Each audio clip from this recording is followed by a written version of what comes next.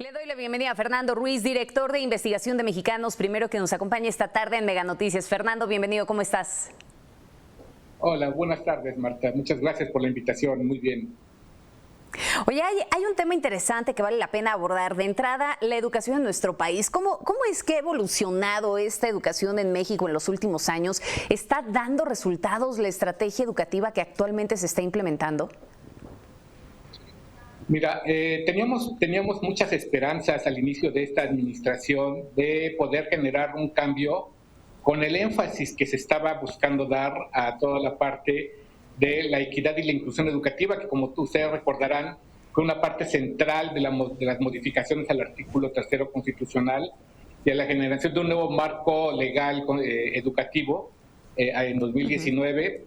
Sin embargo, tenemos dos elementos que no nos han hecho que perdamos la esperanza, porque consideramos que el gobierno pues, no ha encontrado los elementos para poder enfrentar la terrible crisis educativa que se generó con la pandemia, y además con una estrategia educativa que parece no estar respondiendo a estos retos que estamos dando y que nos están preocupando mucho.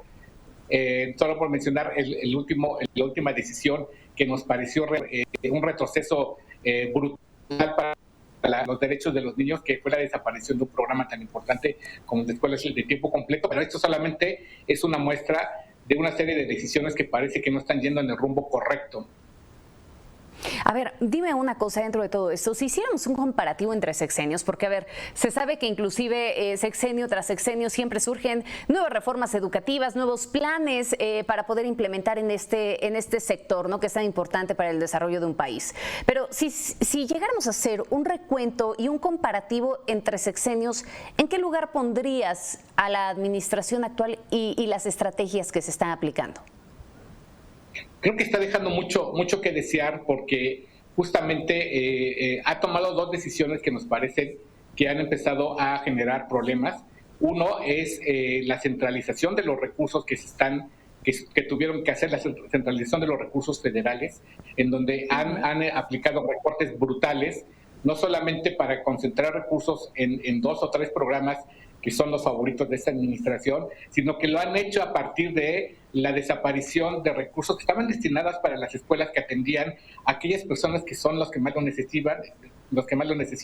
Estamos hablando de escuelas que atendían a los hijos de jornaleros agrícolas, estamos hablando de escuelas que atendían a los grupos de escuelas indígenas, escuelas rurales que también son típicamente han tenido un rezago educativo enorme.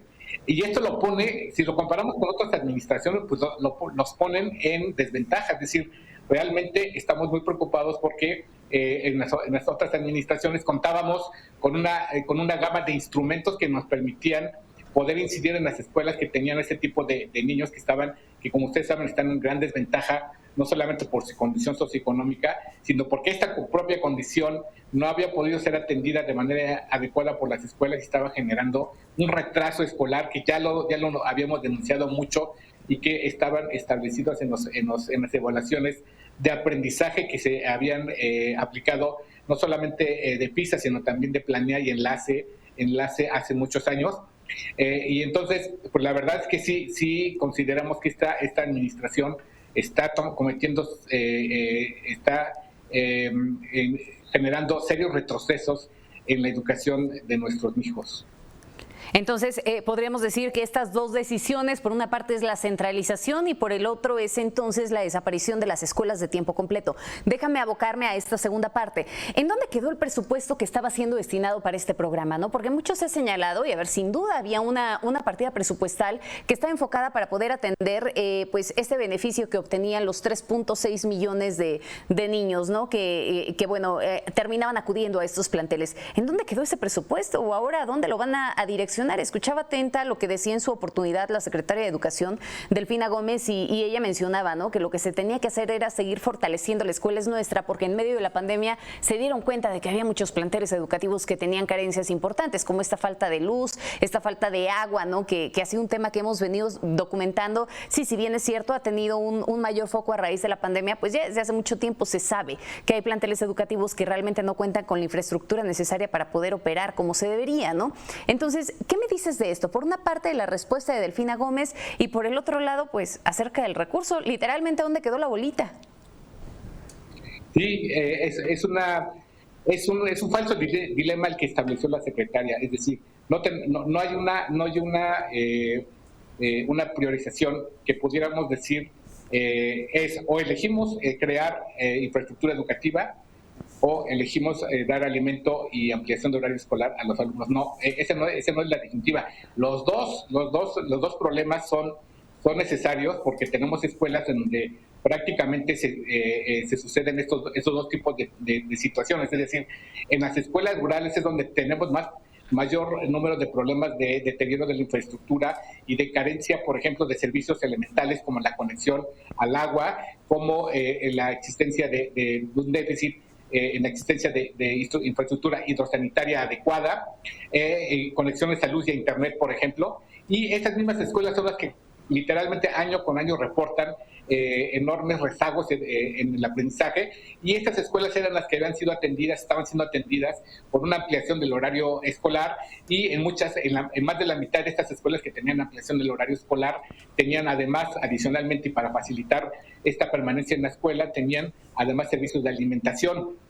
No hay una disyuntiva. El programa, incluso ellos mismos en 2021 se había decidido por parte de la Cámara de Diputados que el programa La Escuela es Nuestra destinara recursos para atender estos problemas, no para dividirlos. Es decir, ya estaba planteado la solución para que la propia Secretaría de Educación Pública tuviera que tomar las decisiones correctas. Solo tenía que reglamentar y adecuar las reglas de operación que le mandó, que el Congreso de la Unión mandó establecer para este año. Y no lo hicieron así, lo desaparecieron, absorbieron los recursos que estaban destinados para esto, para obras de albañilería, literalmente, en las escuelas, y que, como ustedes saben, pues estas obras de albañilería, que estamos de acuerdo en que sean manejadas por los propios familias, pues la Auditoría Superior de la Federación estableció que se está haciendo ha habido mucha opacidad en el manejo de estos recursos. Y fíjate que me ganas el punto, ¿no? Porque justamente veía esta información, la auditoría observa 573 millones de pesos al programa de La Escuela es Nuestra, ¿no? Y señala que el 27% de las escuelas siguen sin contar con agua potable, que el 17.3% no tenía baños suficientes y que el 14.1% sigue sin luz, ¿no? Entonces ahí se muestra parte de esta opacidad. Yo nada más te preguntaría entonces, ¿hacia dónde vamos como país en materia educativa y si verdaderamente estamos a tiempo de cambiar el rumbo? Sí, yo creo que todavía estamos a tiempo. Vemos algo está pasando muy extraño en la Secretaría de Educación Pública, algo que está afectando los procesos de toma de decisión, porque no estamos notando que la Secretaría esté respondiendo con la rapidez necesaria ni está tomando las grandes decisiones que estamos necesitando.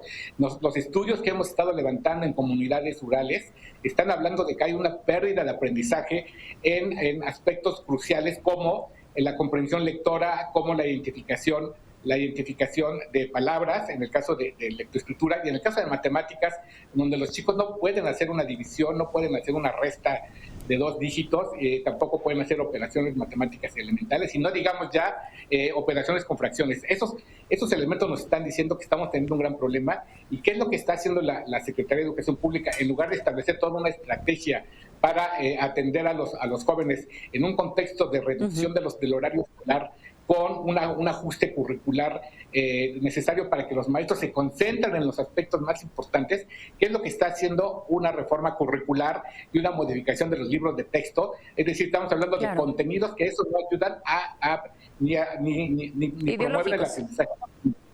Así es. Ideológicos al final del día. Fernando, ha sido un gusto poder conversar contigo, de verdad. Muchísimas gracias por estos minutos con Mega Noticias. Mantengámonos al habla. Muchas gracias, Marta. Mucho gusto, subirte. Gracias, que tengas una excelente tarde. Vaya análisis y también panorama que nos ofrece Fernando Ruiz en este sentido, director de investigación de Mexicanos Primero, las carencias que se siguen teniendo en materia educativa y este largo camino que falta por andar, en donde no nada más requiere de voluntad política, también requiere de recursos y de poder tener una estrategia clara, una estrategia definida.